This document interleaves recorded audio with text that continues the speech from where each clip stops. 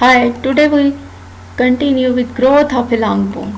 First of all, we discuss development and ossifications of bones. Bones are first laid down as mesodermal or connective tissue condensations. Conversion of mesodermal models into bone is called intramembranous or mesenchymal ossifications, and bones are called membrane bones. However, mesodermal stage passes through the cartilaginous stage by condifications during the second month of the intrauterine life. Conversion of the cartilaginous model into the bone is called intercartilaginous or endochondral ossification, and such bones are called cartilaginous bones. Ossifications take place by center of ossifications, each upon which is a point where laying down of lamellae starts by the osteoblasts situated on the newly formed capillary loops. The center of ossification may be primary or may be secondary. The primary centers appear before birth, usually during the 8th week of intrauterine life, and the secondary centers appear after birth, with a few exceptions of lower end of the femur and upper end of the tibia. Many secondary centers appear during puberty. A primary center forms diaphysis and the secondary center forms epiphysis.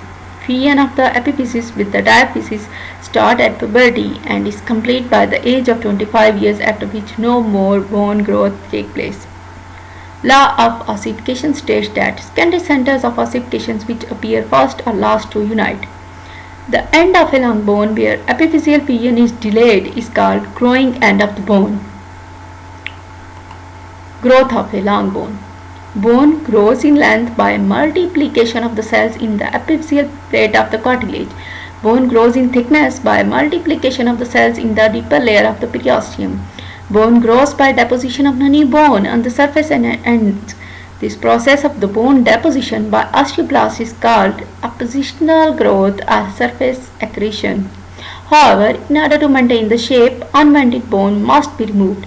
This process of the bone removal by osteoblasts is called remodeling. This is how marrow cavity increases in size. Look at this diagram. Primary center, secondary center.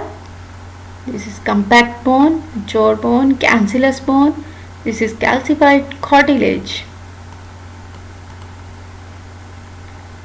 Medico-legal and anthropological aspects. When a skeleton or isolated bones are received for medico-legal examination, one should be able to determine whether the bones are human or not, whether they belong to one or more person, the age of the individual, sex, stature, time and cause of the death.